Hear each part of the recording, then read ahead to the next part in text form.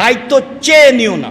যদি চেয়ে নাও তাহলে তোমার উপরে চাপিয়ে দেওয়া হবে, আর তোমার উপরে যদি চাপিয়ে দেওয়া হয় তুমি না চাও, তাহলে আল্লাহর পক্ষ থেকে সাহায্য থাকবে।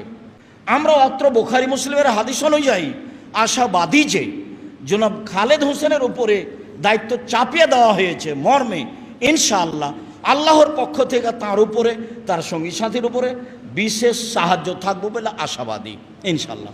আমরা সে মর্মে দোয়া করি।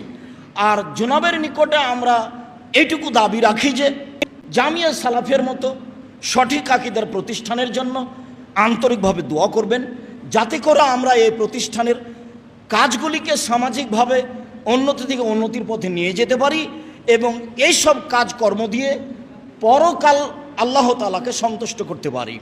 মূলত সব কাজ আল্লাহ তাআলার সন্তুষ্টিতে, অল্প দিন বাঁচতে এসে অসন্তুষ্টি নিয়ে বিদায় নিতে রাজি নই।